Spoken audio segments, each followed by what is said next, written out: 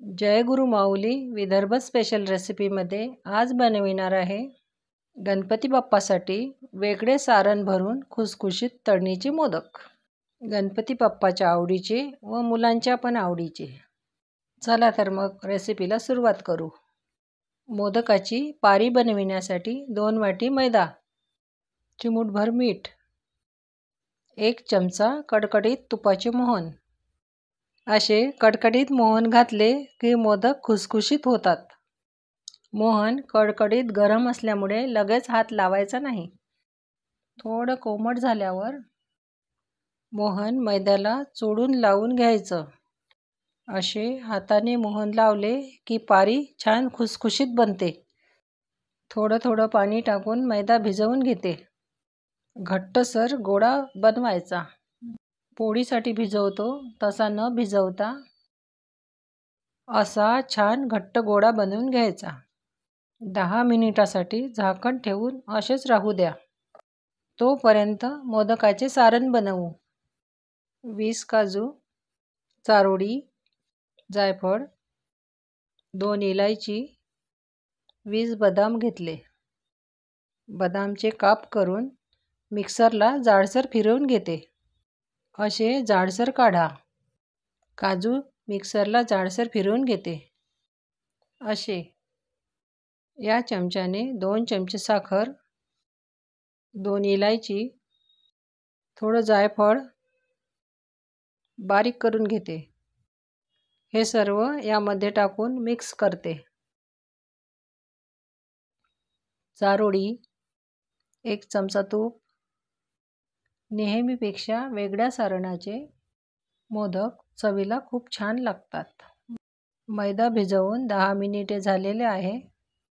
मैदा थोडा मळून घेते। छोटा गोळा घेऊन हातावर असा गोल करून पातळ पारी लाटून घ्यायची। अशी छान पातळ पारी लाटून घ्यायची म्हणजे मोदक कुरकुरीत होतात। एका हातात पारी घेऊन मधात सारण ठेवा। दुसऱ्या हाताने अशा कड्या पाडून घ्या। सारण व्यवस्थित भरायचे, मोदकाच्या वर येऊ द्यायचे नाही। मोदक असा व्यवस्थित बंद करायचा, नाहीतर तळताना सारण बाहेर येते। बंद करताना हा जास्त असलेला मैदा काढून घ्या। असा दाब देऊन मोदक बंद केला तर तळताना सारण बाहेर येत नाही।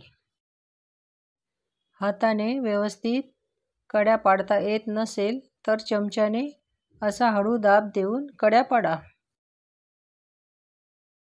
असा छान मोदक दिसतो। अशा प्रकारे मोदक बनवून घेऊ। असे तळणीचे मोदक 8 ते 10 दिवस सहज टिकतात। मोदक म्हटले की लहान मुलांचे तर खूप आवडीचे असतात। असे खुसखुशीत मोदक 10ही दिवस मिळाले तर मुलं अगदी खुश। बनविलेले मोदक असे झाकून ठेवा, म्हणजे तळेपर्यंत हवेने मोदकाची पारी कडक होत नाही। आता मोदक तळू। तळण्यासाठी तूप कडकडीत गरम नको, लो फ्लेमवर तळायचे। चमच्याने मोदक असे फिरवून घ्या। लो फ्लेमवर होत आहे। कडकडीत तुपात तळले तर वरून होतील, आतमध्ये तसेच राहील। बघा किती छान दिसत आहे। सारखं फिरवत राहा, नाहीतर एकाच बाजूने रंग येईल। सर्व बाजूने सारखेच तळले गेले पाहिजे। असे सोनेरी होऊ द्या। असे छान सोनेरी झाले की काढून घ्यायचे। दुसरी बॅच तळून घेऊ। गणपती बाप्पाचा नैवेद्य असल्यामुळे तुपात तळले, नाहीतर तेलात तळलेले मोदक पण छान बनतात। असे छान सोनेरी झाल्यावर काढायचे। असे सर्व मोदक मी तळून घेतले। 2 वाटी मैद्यामध्ये 40 मोदक बनले। मी लहान साईजचे मोदक बनविले, मोठे बनविले तर कमी होतील। 2 वाटी मैद्याला बनविलेले सारण बरोबर झाले। गणपती बाप्पासाठी बनविले तर सर्वात आधी बाप्पाला नैवेद्य. 7 ते 8 दिवस टिकणारे तळलेले खुसखुशीत मोदक तयार आहे. असे छान खुसखुशीत मोदक झालेले आहेत. आपण एक फोडून बघू.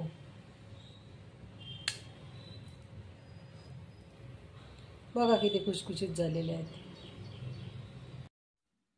आजची माझी रेसिपी आवडली असेलच प्लीज सबस्क्राईब करा, लाईक करा, शेअर करा. पुन्हा भेटू अशी छान रेसिपी घेऊन.